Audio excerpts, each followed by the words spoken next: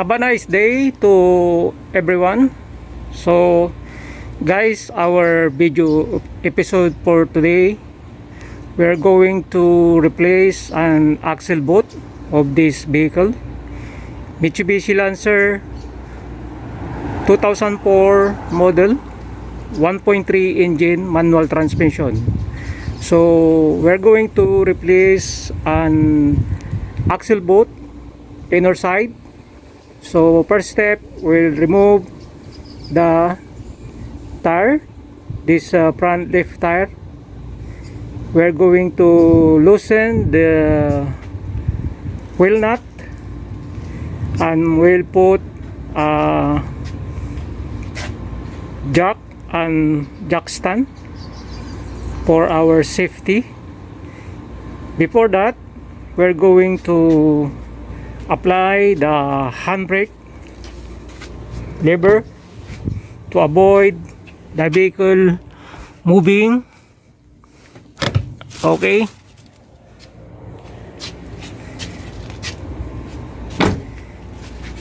then we will start our video DIY tutorial.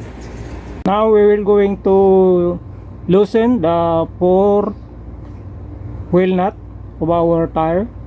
So we have 21 mm and power handle. So we're going to start to loosen the wheel nut.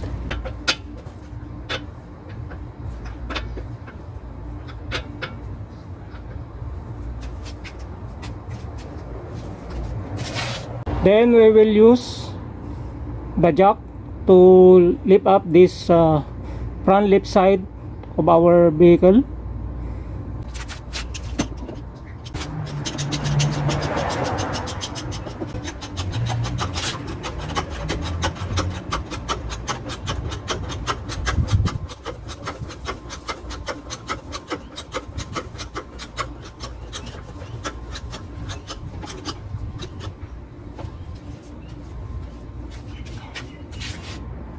Then we will use a jack stand for our safety purposes. Okay.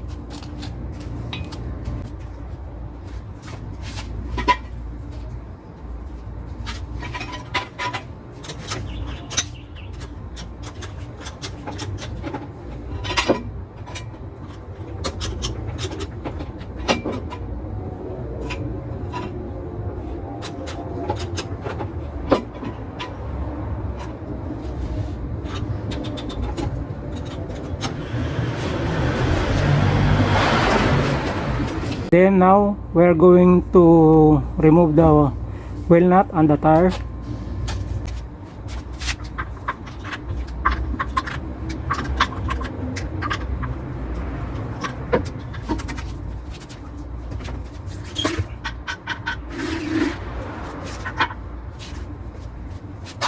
The next steps, guys, we're going to remove this axle nut.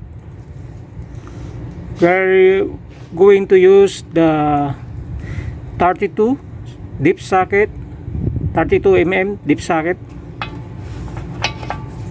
Then a flat screwdriver we will insert here in between the brake caliper to avoid rotating the axle while losing the axle nut. We are using sliding T handle. Okay. Then we are also going to use a pipe for extension to put a strong power to loosen the axle nut. Okay.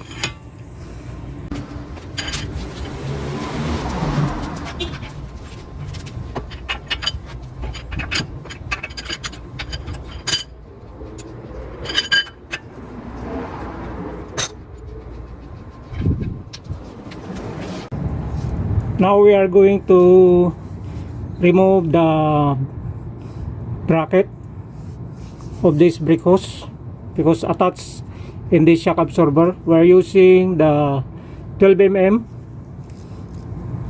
automatic combination ratchet. Okay,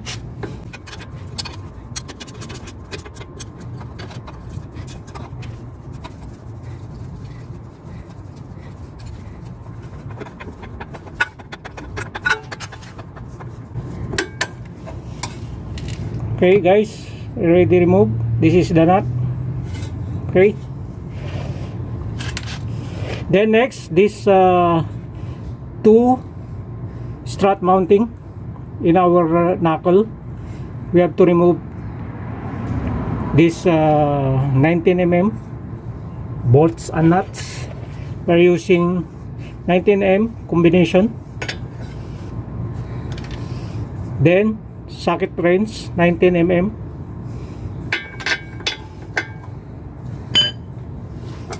Then the power handle. Okay,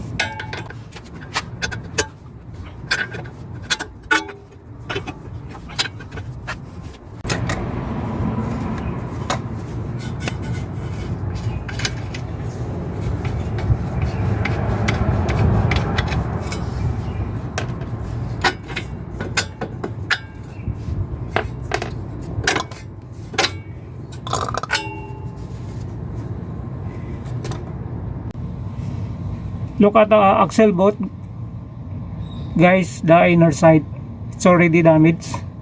So all the grease of our velocity joint was already goes out. So it's better to remove and replace as soon as possible to avoid damage the velocity joint.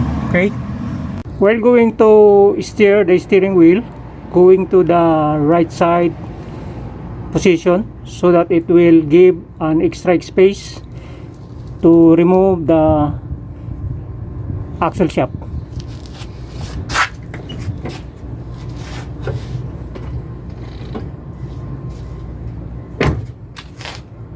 Then now we are going to remove the axle shaft from the knuckle.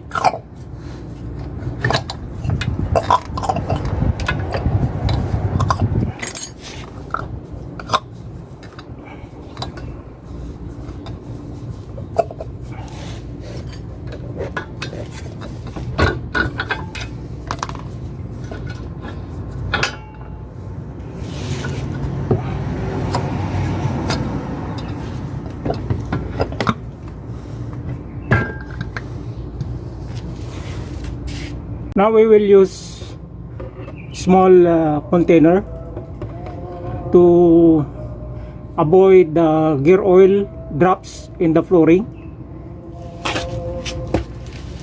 Here, then we're going to use a tire lever so that we can easily pull out the axle shaft from the transmission. Okay,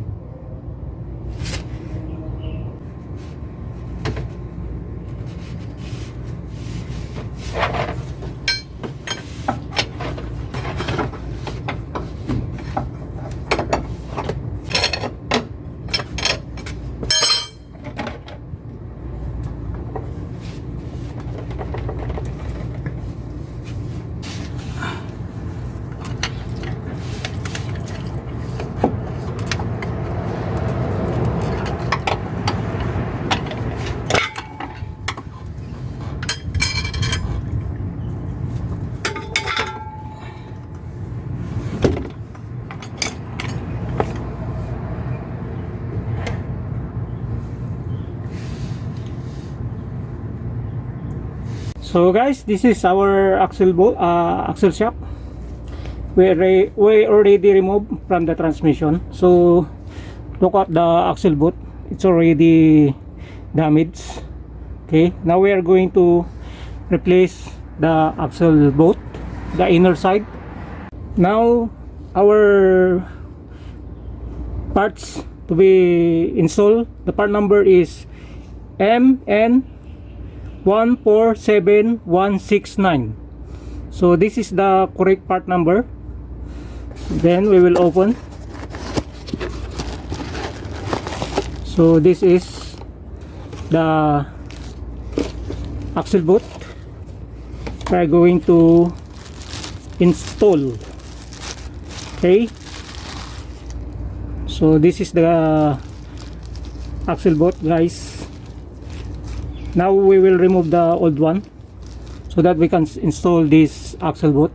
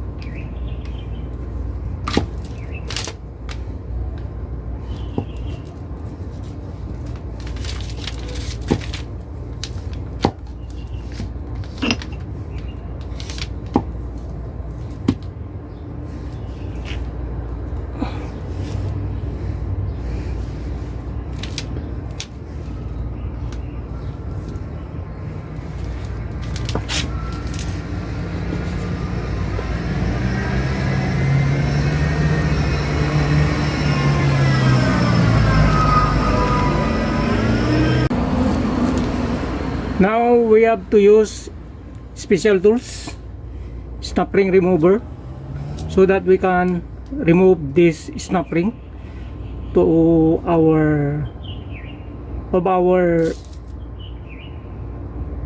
joint. Okay,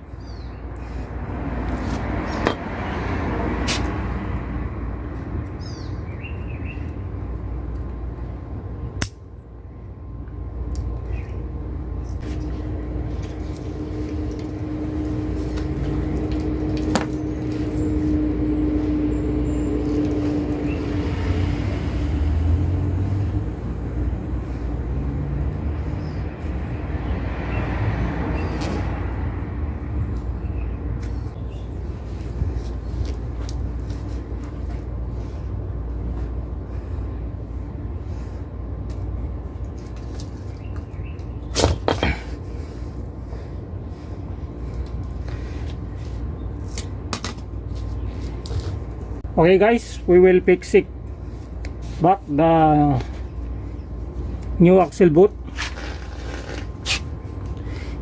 The clamp is already here. Then we'll insert in our axle. Okay, then we'll install this joint.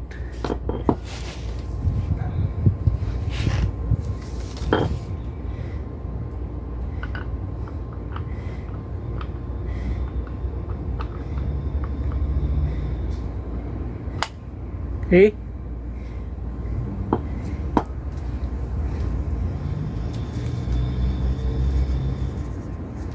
then the snap ring will fix back.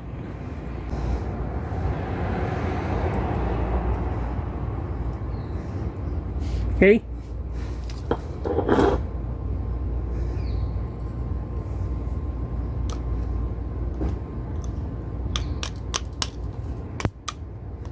okay,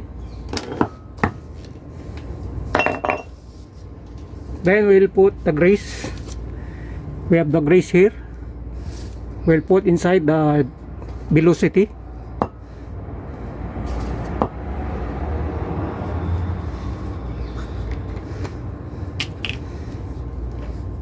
We'll pour it inside.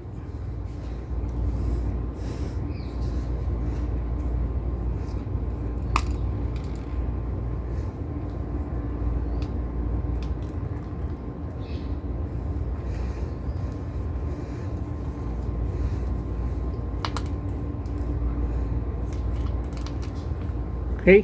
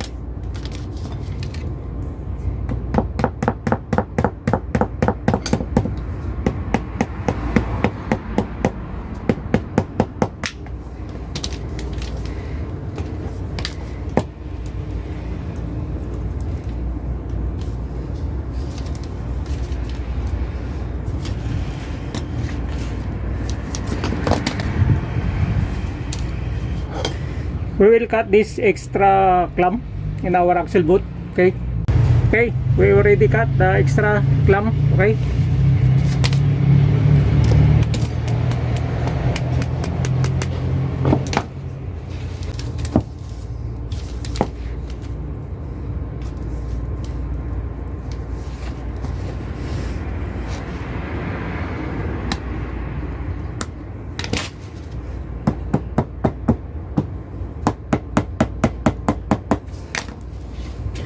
Okay guys, it's ready to fix it back again. We're already done replacing the inner axle boot. We have to clean the area because a lot of oil drops when we remove the axle shaft. So to remove the oil drops in the transmission housing, we have to spray a little bit of carburetor cleaner. Okay.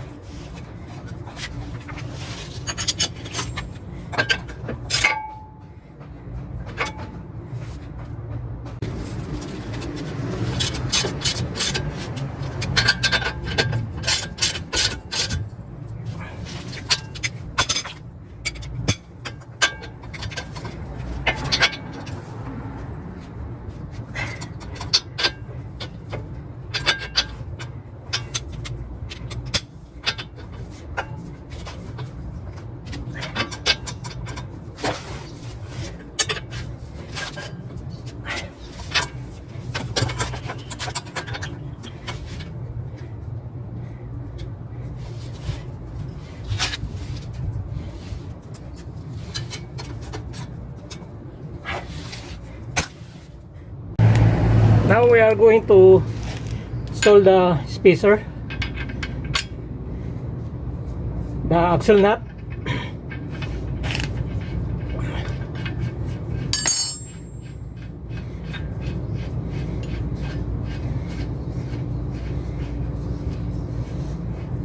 Then 32 mm we will retight. Again, we will insert screwdriver in our caliper, in our rotor disc, so that during retightening we will not rotate the axle shaft.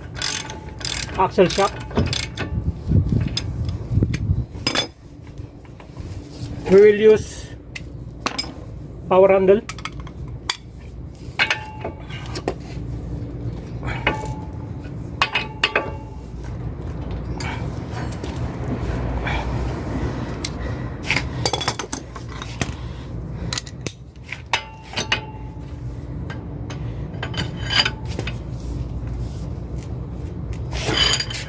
Okay.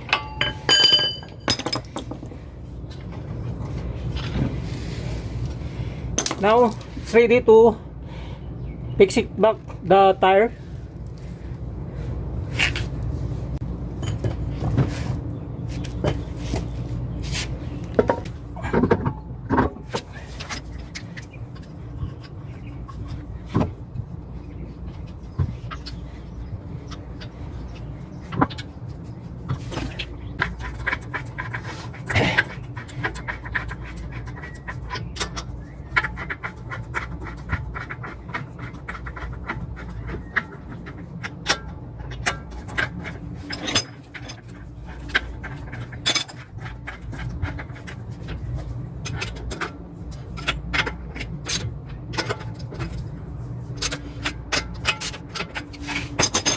We'll finally retight this for wheel nut after we pull it down the tire, so that we can easily retight the 4 wheel nut.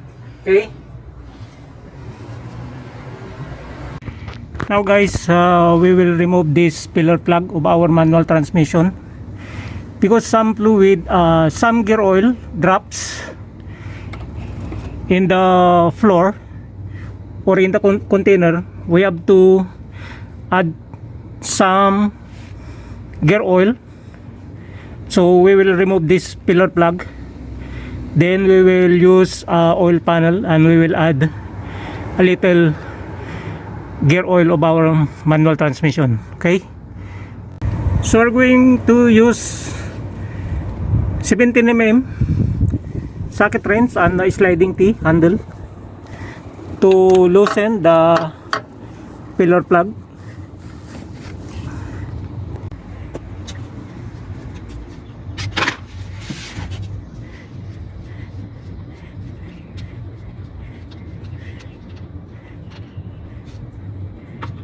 So we have here an oil panel, so I put an extension hose, then we'll put in our manual transmission oil pillar plug.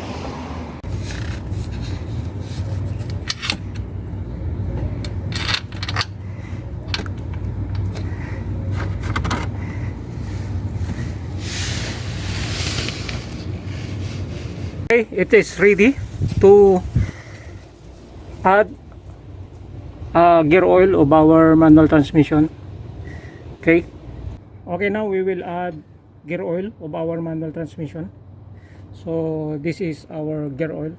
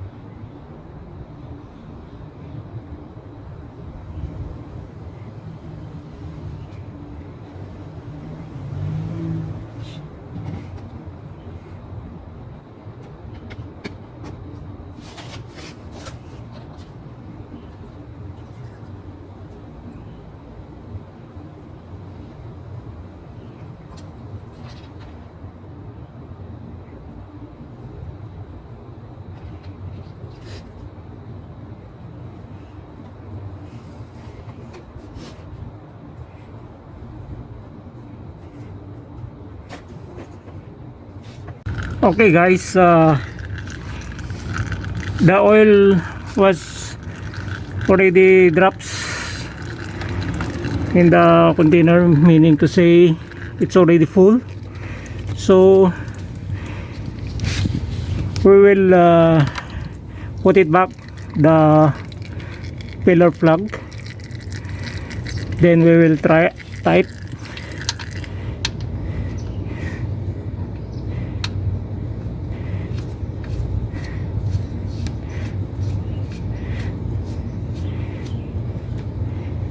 Okay, then same tools, we'll tight the pillar plug a little bit. Okay, then we will spray a little carburetor cleaner.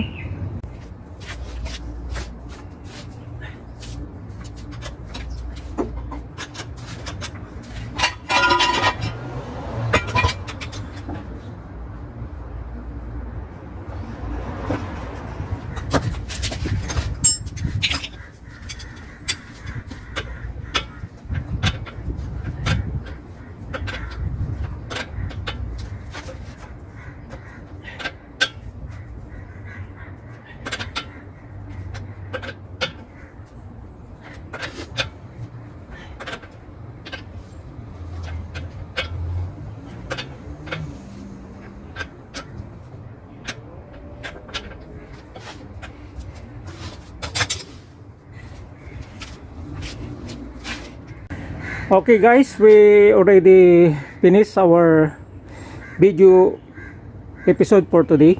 I hope you learn how to replace an axle bolt of your car. So thank you for watching and God bless everyone.